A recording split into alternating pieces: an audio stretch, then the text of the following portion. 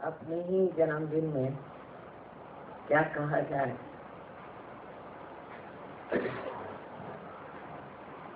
जो उम्मीद नहीं थी वो घटित हो गया है।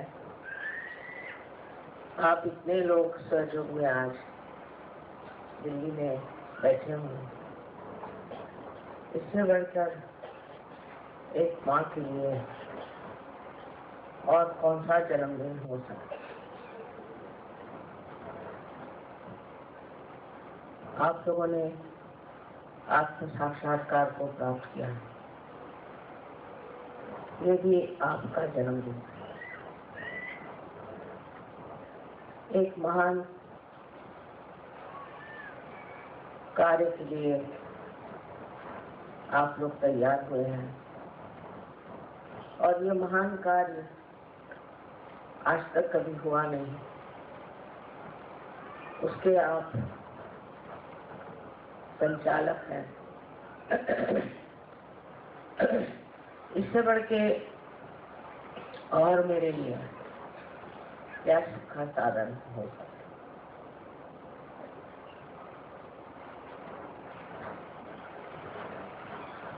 कभी सोचा भी नहीं था कि अपने जीवन में ही इतने आत्म साक्षात्कारी जीवों के दर्शन हों और इतना अगम्य आनंद उठाने को मिले। एक वातावरण की विशेषता कहें जिसमें कि आज आप देख रहे हैं कि मनुष्य इस भ्रांति में घूम रहा है। एक तरफ विदेश की ओर नजर करने पे ये समझ में आता है कि ये लोग एकदम ही भटक गए, वहां पर नैतिकता का कोई अर्थ ही नहीं था। अनीति के ही रास्ते पे चलना, अग्रसर होना, वो बड़ी बहादुरी की चीज है और सीधे नर्क की ओर उनकी गति है। इस गतिमान प्रवृत्ति को रोकना बहुत कठिन काम, लेकिन वहां भी ऐसे अनेक हीरे थे कि जिन्होंने सोचा कि ये क्या जीवन हमारा है। दूसरी तरफ हम जब देखते हैं तो पूरी तरह से कठिन परिस्थितियां बनाई गई हैं मनुष्य के, कि आप अपने जीवन को एक कठिन बंधन से बांधे कि हम धार्मिक, और अगर आप धर्म नहीं करेंगे तो आपके हाथ काट देंगे, आपके आंख निकाल देंगे, आपको जमीन में गाड़ देंगे। ये अतिशयता हो गई। और इसके साथ साथ दूसरी तरफ जैसे मैंने बताया कि बहकाव की भी अतिशयता है। दोनों तरफ अतिशयता है। आपको समाधान करना चाहिए कि आप इस भारतवर्ष में पैदा हुए, इसकी संस्कृति जो है वो संतुलित है। हमें इतना बताया नहीं गया है धर्म के बारे में, किसी ने खास चर्चा भी न करी, लेकिन अधिकतर हिंदुस्तानी आदमी अधर्म में नहीं, अधिकतर। ये दूसरी बात है, उसके पास कर पैसा आ जाए बहुत, उसका दिमाग खराब हो जाए, या वो राजकारण में चला जाए, या और कोई इसी तरह की चीज को प्राप्त कर ले, तो हो सकता है कि उसको ये बहकाव मिले। और उसमें भी खुले आम कोई गलत काम करने की हिम्मत है, क्योंकि समाज इतना जबरदस्त कि वैसे खींच गया।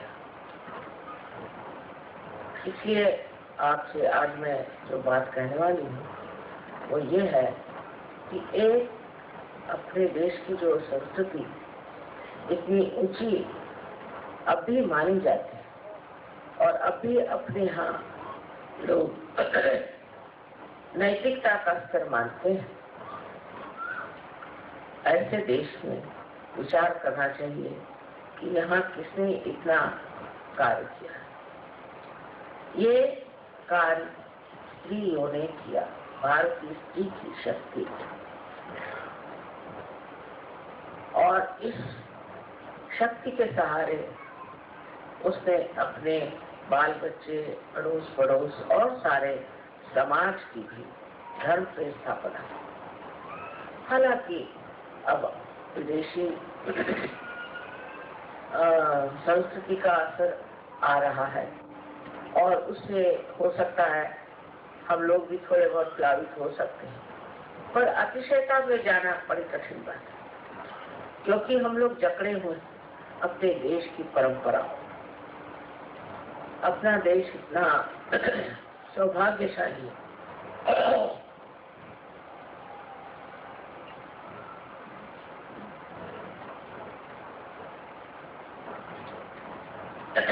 यहाँ पर एक से एक महात्मा हो गए, नेक संत हो गए, इतने यहाँ पर अवतरण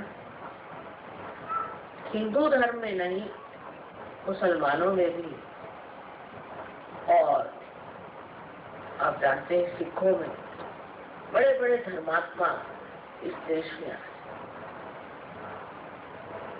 इस देश की जो विशेषता है कि इस भूमि में ही जैसे कोई आध्यात्म फंसा, न जाने कैसे लोग आध्यात्म की ओर चलते हैं और मानते हैं। सहयोग की प्रणाली में हम लोग संतुलन में खड़े हैं।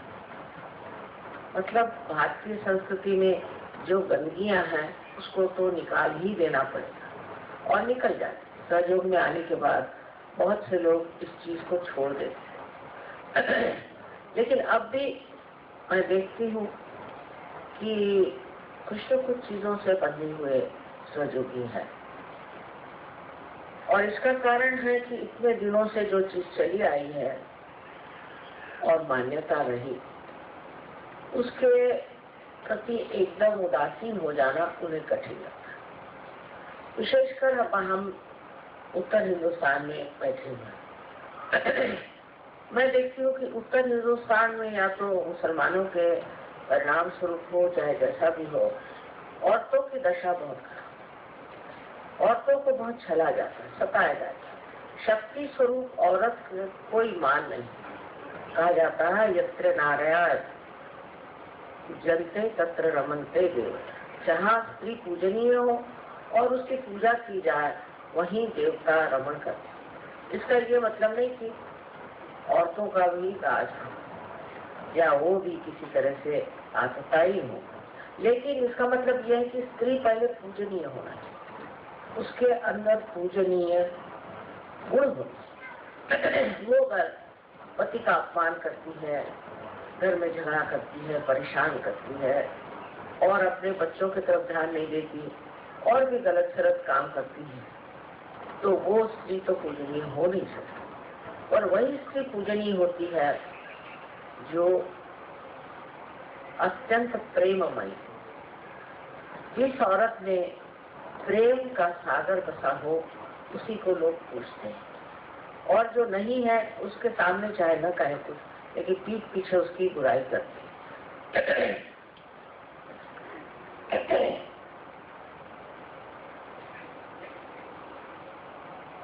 हमारे यहाँ स्त्री को शक्ति माना जाता है, पर शक्ति जैसे ये आप इतने यहाँ पर बिजली देख रहे हैं, बिजली का क्या कहना चाहिए प्रदर्शन देख रहे हैं, ये स्वयं शक्ति नहीं, शक्ति तो कहीं और से आ रही और यहाँ इसका सिर्फ प्रदर्शन मात्र। तो इसी तरह स्त्री एक शक्ति स्वरूप होती है, पर उसका प्रादुर्भाव, उसका मैनिफेस्टेशन जो है वो बाह्य में पुरुष के रूप में होता है। उसके बच्चे, उसके रिश्तेदारी के लोग, उसके पति, उसके ससुर, उसके बाप, ये सब पुरुष उस स्त्री के शक्ति से प्लावित होते हैं और उस प्रेम की शक्ति से प्लावित होने के बाद उनमें भी एक तरह का बड़ा अनूठा सा संतुलन बन जाता है। पर जहाँ पर ये स्थिति नहीं होती, जहाँ पर घर की माँ और घर की स्त्री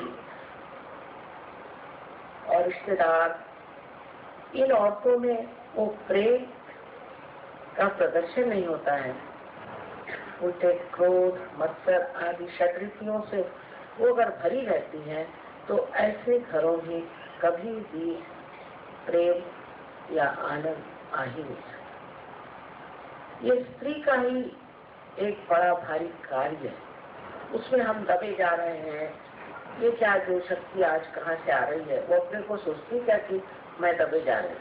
वो तो ये सोचती है कि ये प्रकाश, ये बिना मेरा कर्तव्य कार्य है और उसे मैं कर और खुशी खुशी सारा काम। इस समझ को आना जरूरी है।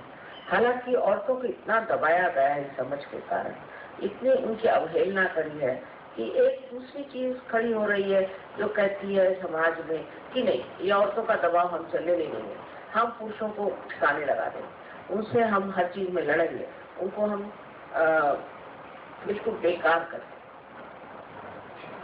ये सब करके देखिए, और देशों में जहाँ जहाँ ये हो रहा है वहाँ के बच्चों का हाल देखिए और वहाँ के सब चीजों का हाल देखिए। अब समझ इसमें क्या है कि मनुष्यों में ये समझ आनी चाहिए। मनुष्य में ये समझ सिर्फ स्त्री में ही नहीं पर पुरुषों में आनी चाहिए। ये पुरुषों को सोच लेना चाहिए कि हमारी स्त्री जो है ये स्वयं साक्षात लक्ष्मी स्वरूप है और उसका मान हमें रखना चाहिए।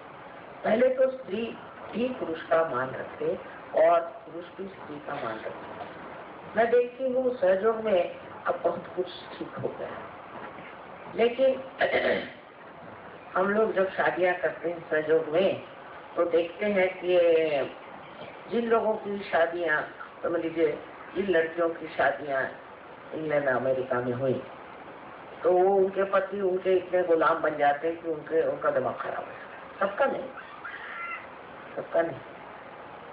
और उल्टी बात ये है कि जिन लड़कियों की शादियां हिंदुस्तान में होती हैं वो तो कैसे भगवान बचाए रखे, और सास ससुर ये वो मार झंझट सब लोग तो मारने को। कहने का मतलब ये है कि ना संतुलन वहां न संतुलन यहाँ। ये संतुलन स्थापित करने के लिए सहयोगियों को समझ लेना है। इसका मतलब ये नहीं कि कोई पति को अपने सर पर बिठा ले या कोई पत्नी को सर पर बिठा ले। इसका मतलब है कि प्रत्येक का एक मूल्यांकन होना चाहिए, इवैल्यूएशन। सबको वैल्यूएशन करने के बाद आप समझ सकते हैं कि कहाँ तक आप संतुलन में। आप दूसरों की बात नहीं सोचिए, अपनी बात सोचिए। जहाँ आपको जो कहना है वो कहना ही होगा और जो कुछ आपको सुनना है वो भी सुनना होगा। मैं देखती हूँ सहयोग में हमने शुरुआत पहले कुटुंब से की।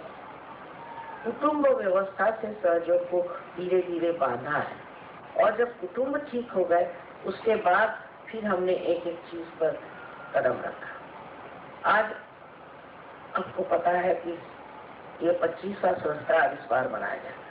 25 साल हो गए जब सहस्त्राब्द खुला था, तब से लोगों ने इस चीज को प्राप्त करके एक इससे बड़े प्लावित हुए, नरिश हुए, आज इस स्थिति में आते। अब हमारे लिए आगे क्या करते हैं? कुटुंब से शुरू करें तो कुटुंब में हमें शांति प्रस्थापित करें। पहली चीज है शांति। जहाँ शांति नहीं होगी वहाँ कोई भी चीज पनप नहीं सकती। समझ लीजिए ये यहाँ जो गमले रखे ये सब हिलने लग जाए तो ये बढ़ेंगे, खत्म हो जाए। तो सबसे पहले हमें शांति प्रस्थापित। इसमें आदमी को भी मान देना चाहिए लेकिन औरतों को भी समझ रखनी चाहिए। दोनों जगह ये चीज रखने से पहले घर में शांति होने से अपने बच्चे जो है सुरक्षित रहे और उनके अंदर एक अपने प्रति, स्वयं के प्रति एक जागरूकता आएगी और वो समझ लेंगे कि वो भी एक सहयोगी है, उनके माँ बाप भी सहयोगी हैं और एक उनका परम कर्तव्य होता है कि वो अपने माँ बाप का नाम और भी उज्ज्वलित करें। अब मैं देखती हूँ कि सहयोग बढ़ते बढ़ते अब एक समाज में तो आ ही गया है, किंतु और भी क्षेत्रों में बढ़ रहा है। माने अब हम लोग यहाँ पर जैसे लोग आए हैं, कोई मद्रास से आए हैं, कोई महाराष्ट्र से आए हैं, कोई कहीं से आए, तो देश और देश इस तरह से विचार करते हुए सहयोग करता है। अब इसमें भी उसी तरह का प्रकार होता है। जैसे अब दिल्ली वाले आए तो उन्होंने कहा कि माँ आपका बर्थडे दिल्ली में होना चाहिए, भाई कैसे, वो तो मानना ही पड़ेगा। दिल्ली वालों को कौन मना कर सकता है, यहाँ बर्थडे नहीं हो, बाप रे, हो गया फिर मेरा। तो मैंने कहा भाई शांतिपूर्वक ये चीज दिल्ली में ही करो, वो अच्छा रहेगा और व्यवस्था भी यहाँ अच्छी होती है, सब लोगों का इंतजाम भी होता है, सब दृष्टि से मैंने कहा ठीक है। लेकिन उसमें हम दिल्ली वाले हैं या हम दिल्ली वाले हैं ऐसा लेकर के भी लोग सराश। अब ये तो बड़ी ही संकुचित होगी। मतलब जो सहयोग का दूसरा सामूहिक स्वरूप, उसे समझने में हमने गलती। सामूहिकता में अगर आप नहीं उतरेंगे तो आपका जो संतुलन है वो डावाडोल। अगर हम कहें कि अच्छा बात इस बार हम बम्बई नहीं हो जाए बर्थडे, क्या है कहीं भी हो बर्थडे तो होगा ही, हमारी तो उम्र बढ़ने वाली है, आप चाहे कहीं भी करिए। लेकिन उसमें फिर उलझन हो जाएगी कि भाई इस बार माने क्यों गया, या तो लोग ये कहेंगे हमसे कोई गलती हो गई, और या ये कहेंगे कि माँ ऐसा आपने क्यों किया, दिल्ली वालों से इतने बार आपने किया था, आप इस बार क्यों नहीं कर रहे दिल्ली वालों।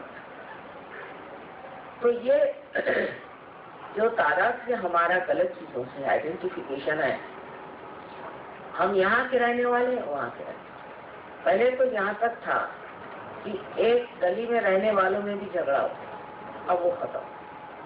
फिर अलग अलग मोहल्ले में रहने वालों में बड़ा झगड़ा, और हर एक मोहल्ले के लोग अलग अलग बैठ के मैं देखा करती थी, अरे बाप रे अभी ये चल ही रहा है। फिर वो मोहल्ले छूटे हर जगह। अब भाषा पर भी थोड़ा बहुत आ गए, भाषा पर आ गए कि ये फलाना भाषा बोलते हैं, हम हास्य भाषा बोलते हैं। हमें तो अपनी पहले सबसे अच्छी बात यह है कि हमारे देश की जो भाषा है वो तो सीख लेनी चाहिए, चाहे आप हिंदू हो, मुसलमान हो, चाहे मराठी हो, चाहे अंग्रेजी हो, चाहे पहले आपको हिंदी भाषा सहयोग में। अब मैं 14 आपकी ऑफिशियल भाषा में कैसे बोल सकता और आपसे वार्तालाप कैसे होगा।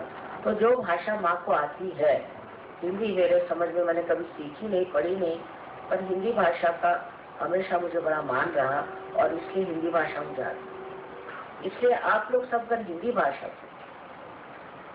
तो सहयोग पे बड़ी मेहरबानी हो जाएगी और इससे आपका भी लाभ हो जाएगा। बहुत से लोग हिंदी सीख गए मेरी टेप सुन करके बाहर, प्रदेश के लोग जो हैं वो बड़े जोर से चिपक जाते किसी चीज, वो लोग हिंदी बोलने लग गए। और हमारे यहाँ अब भी ऐसे लोग हैं कहते माँ हिंदी भाषण मत दो, आपको चाहिए तो तमिल में दो या तेलुगु में दो। मुझे नहीं आती ना तमिल तेलुगु। अब मैं क्या, इसलिए ये भी जो हमारे अंदर भिन्न भिन्न भेद है, इसको बिल्कुल खत्म कर देना चाहिए।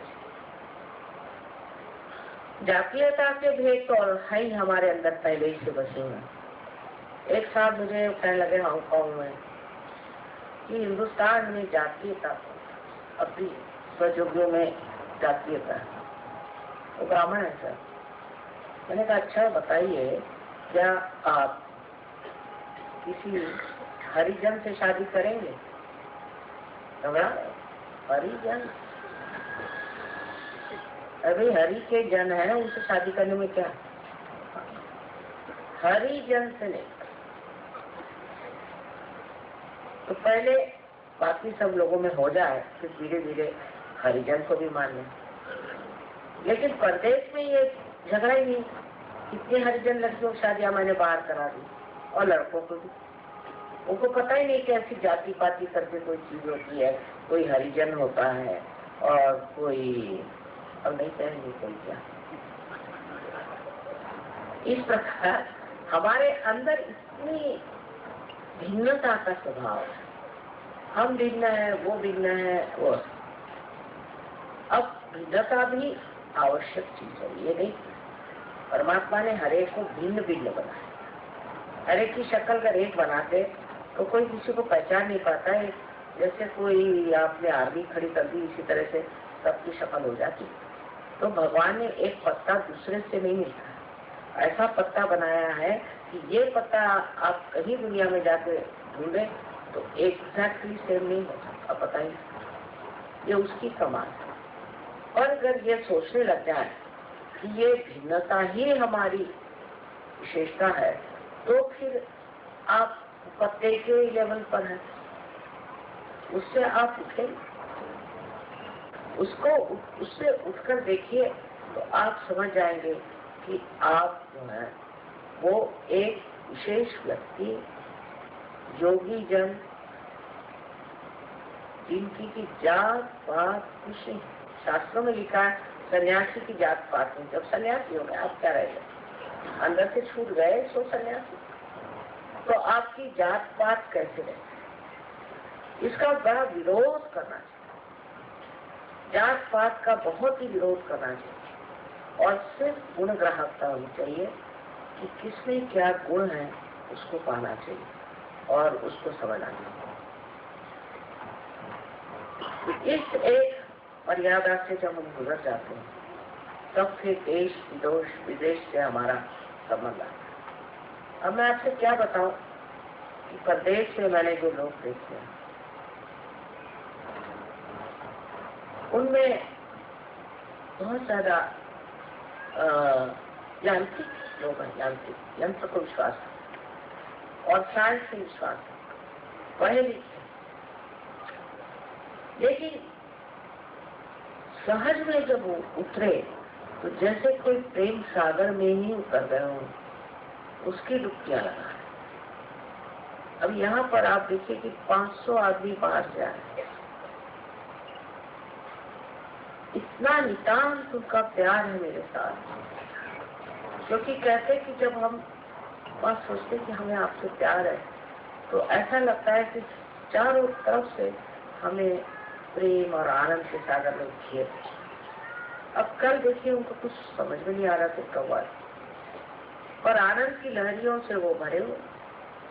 उसे सीखने की बात ये कि बिल्कुल निर्वाच, किसी भी तरह की आशा न रखते हुए वो प्रेम में उतरना चाहते। और क्योंकि हम लोगों को अभी प्रेम की इतनी महत्ता मालूम नहीं है, हो सकता है कि अब भी हम बहुत, जैसे हिंदुस्तानियों की शिक्षा है तो मेरा बाप बीमार है, मेरे बाप का ससुर बीमार है, फलाने का फलाना बीमार है, उसको आप दे दीजिए, उसके पास नौकरी नहीं है, मेरी सब बैंक्रप्सी हो गई, मेरा भाई जेल जा रहा है, सब यही बात है।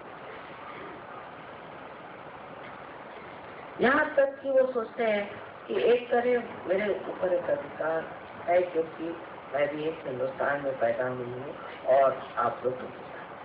पर ये बड़ी निम्न चीज है, इसको मांगने की जरूरत ही नहीं अगर आप सोचें, ये अपने आप घटित हो सकता है, ये विश्वास करने की जरूरत। अब आपको मैं एक आश्चर्य की बात बताऊं, एक औरत यूएन में काम करती थी, सहयोगिनी, वो मेक्सिको में चली गई यूएन में।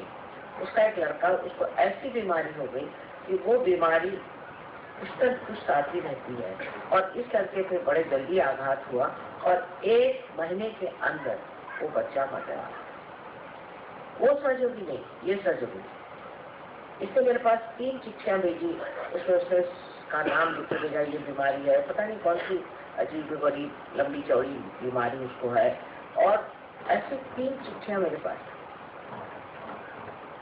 मुझे बड़े उसके लिए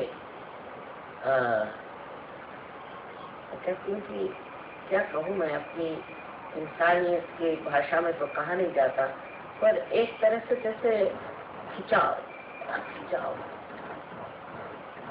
और चौथी उसकी चिट्ठी आई कि माँ आश्चर्य की बात है, मेरे लड़के को मैं ले गई थी हॉस्पिटल, तो उन्होंने कहा इस तो सब नेगेटिव है, बिल्कुल परफेक्ट है।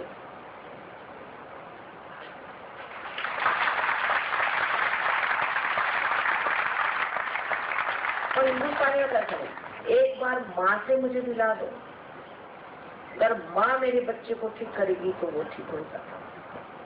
माँ के खोपड़ी पे लादे बगैर वो सोचती नहीं कि उसका बच्चा ठीक है।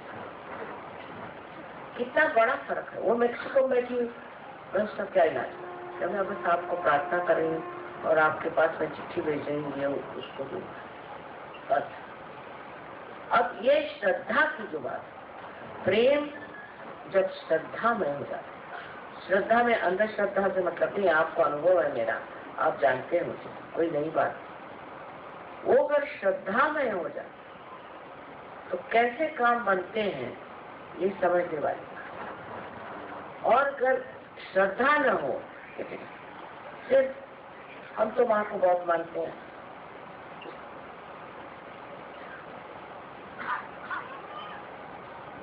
ऐसे मानने वाले, ईसा को मानने वाले बैठे हैं, मोहम्मद साहब को मानने वाले बैठे हैं, उनको माना। अरे तुम क्या हो,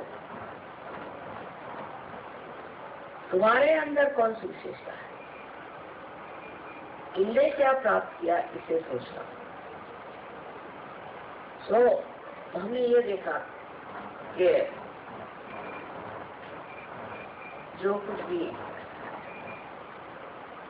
इन लोगों ने इतने आसानी से प्राप्त, उसकी वजह ये कि एकदम प्रेम से शुष्क हो, क्योंकि अंदर प्रेम इनको मिला ही नहीं। और जब प्रेम नहीं मिला तो जैसे ही उनको प्यार मिला तो एकदम उसकी और वो बिल्कुल पूरी तरह से आकर्षित हो। और उस प्रेम को पाने के लिए उनको दुनिया कोई चीज नहीं चाहिए, कोई चीज। अब आते हैं गणपतिपुरे में हिंदुस्तानियों की शिकायत पर, खाना अच्छा नहीं, मद्रासी कहेगा कि मुझे खाना पसंद नहीं, तो लखनऊ वाले कहेंगे एक साथ क्या खाना बनाते हैं। सबके खाने के शौक उनके बीवियों ने ऐसे बिगाड़ रखे हैं कि उनको कोई खाना नहीं पसंद। अब इस हिंदुस्तान में कौन सा एक खाना बताइए जो बनाने से लोग खुश हो। इनको ये पसंद नहीं, उनको वो पसंद नहीं, तो उनको वो पसंद। और ये कभी नहीं कहेंगे कि खाना अच्छा नहीं, हालांकि पहले बहुत खराब खाना होता था, अब बहुत कहना चाहिए अच्छा हो गया। पर कभी इन लोगों ने ये नहीं कहा कि माँ खाना अच्छा। अब बाथरूम के लिए भी बड़ी अजीब सी बात है कि मैंने हिंदुस्तानियों ने कहा कि माँ ये हमें बाथरूम पसंद नहीं, तो इंडियन स्टाइल, हमें तो वेस्टर्न स्टाइल चाहिए। और वेस्टर्न वाले बोलते कि नहीं हमको तो इंडियन स्टाइल चाहिए, बड़ी साफ चाहिए। अब मेरी समझ में आप क्या करें, इंडियन के लिए बनाए और उनके लिए बनाए। तो मैंने ये कहा अच्छा ठीक है, इंडियन वालों को फॉरेनर्स के साइड में रख दो, फॉरेनर्स को इंडियन साइड में रख दो। पर हम लोग बड़े डिमांडिंग हैं, जिसमें हर समय ये चीज होती, वो नहीं चीज ठीक, ये ठीक कर दो, वो ठीक कर दो। कितनों के घर में अटैच बात हो रही बताए। लेकिन इसमें हम लोग अपने सोचते हैं कि हम बड़े ऊंचे हो गए, इस तरह के डिमांड्स करते हैं। और इन लोगों से पूछो तो कहते हैं कि माँ शरीर का जो आराम है बहुत उठा, उन्होंने जो बहुत उठा लिया शरीर का आराम, अब आत्मा का आराम, शरीर का आराम जो कि हमने उठाया नहीं, वही हम सजोग में पूछते हैं कि हमें शरीर का भी आराम है। इसमें आपसे कहने से फिर आप वही करेंगे, माने का शरीर का आराम, तो चलो हम जमीन पर सोएंगे, ये नहीं मेरा मतलब, ये मतलब नहीं। मतलब ये है कि ये सोचना चाहिए कि हमें अब आत्मा का कार्य करना है, आत्मा को संतोष में रखना है। जितना हम शारीरिक चीजों के बारे में सोचेंगे उतना ही हमारा आत्मा दुख में जाएगा, उसका प्रकाश उतना ही कम। और जितना ही हम बाहर के लोगों के लिए, दूसरे लोगों के लिए, वातावरण के लिए, हर चीज के लिए जब हम सोचेंगे उतने ही हम बढ़ते जाएंगे आत्मा का प्रकाश। और उसमें आपको हैरानी होगी कि आप अपने को पाइएगा कि आप इसको विश्व के एक नागरिक हो गए। आपके अंदर विश्व जैसे समाज। अब बहुत से लोग मुझे कहते हैं मैं आपको हर एक चीज कैसे याद रहती, आप जैसे अब ये देखिए, इसको देखिए, बस हो गया, चित्र सब आप चित्र से मेरे हृदय। ये कैसे होता है? क्योंकि मैं अपने अंदर हूँ ही नहीं, सब बाहर ही हूँ।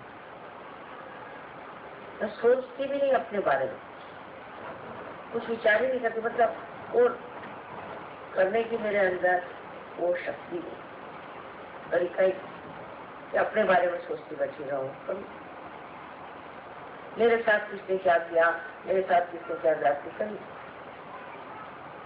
हो कैसे। लेकिन जो कुछ भी बाह्य में है सब, इसमें जब आप अपने आत्मा का प्रकाश देखेंगे तब आपने विश्व की पूर्ण कल्पना हो जाए। कोई पहाड़ी है, वहां चले गए, पहाड़ी में भी अपना आत्मा का प्रकाश।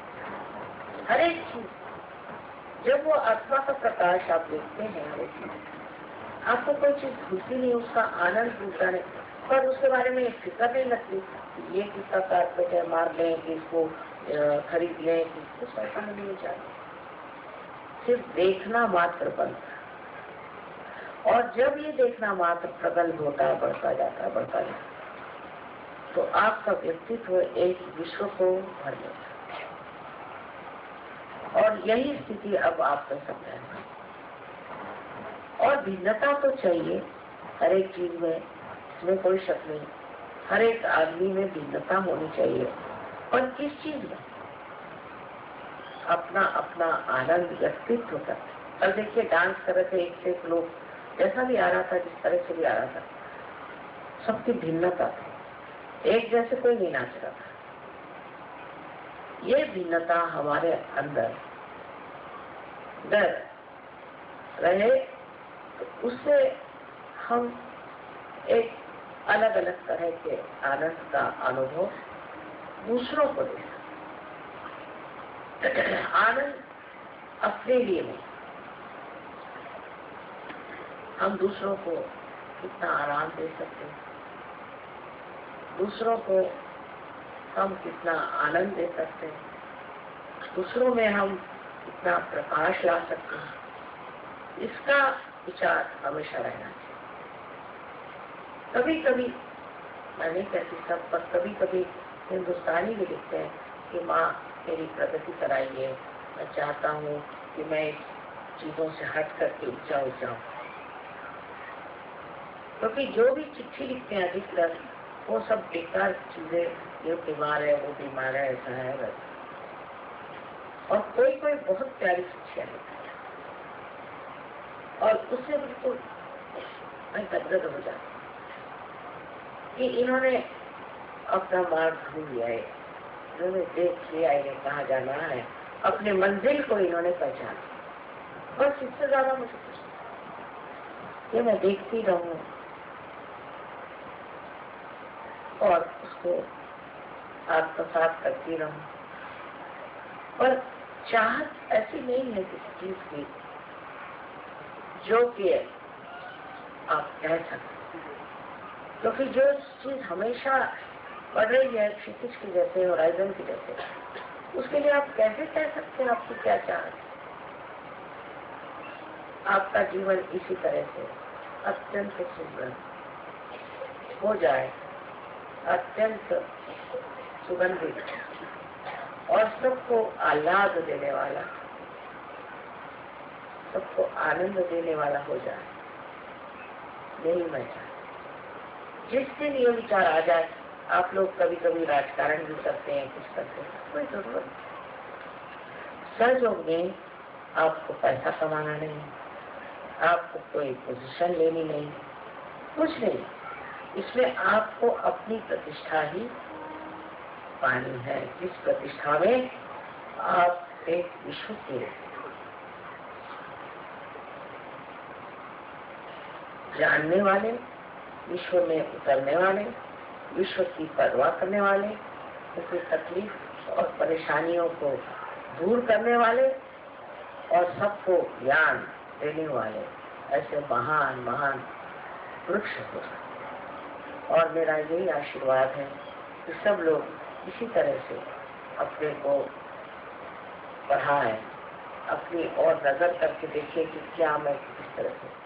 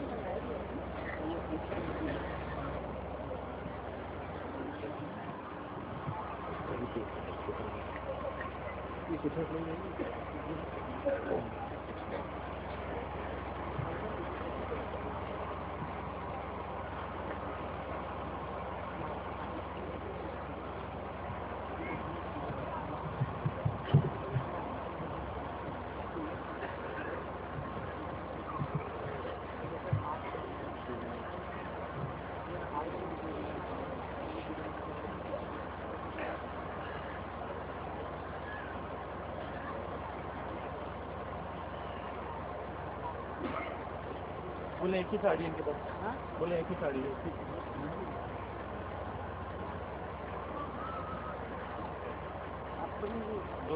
ओनली नेशनल इंडिया की साड़ी दी थी।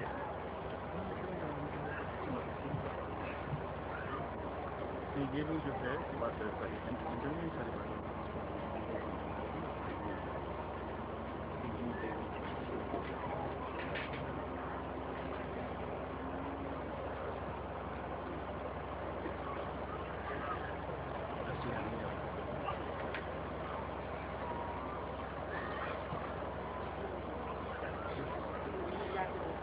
जी सर।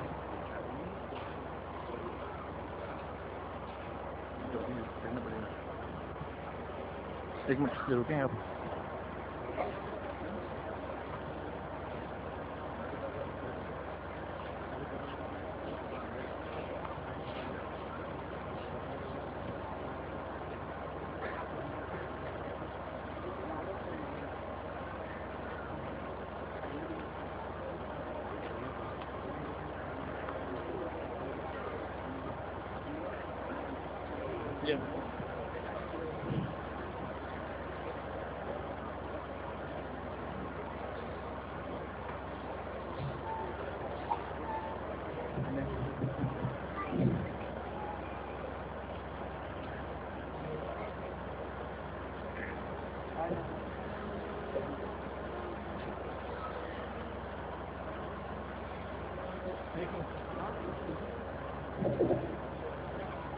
श्री जगदम्बे आई रे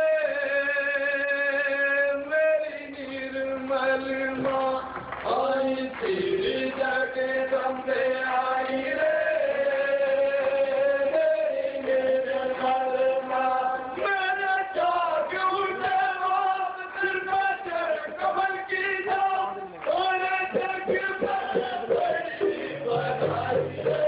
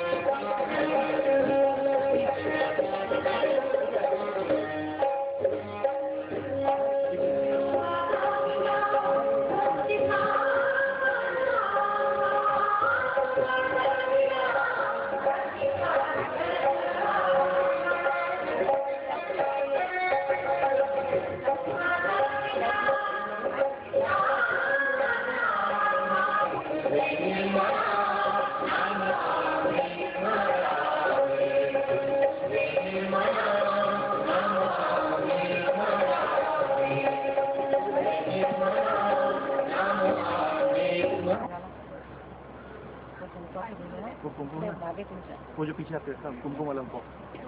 हाँ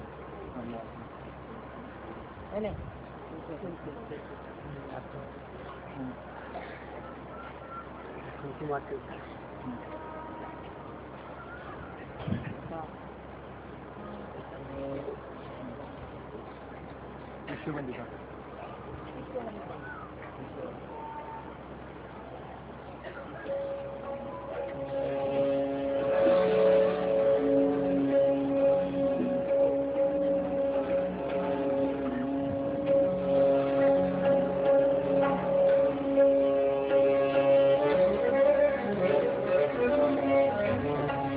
विश्ववंदिता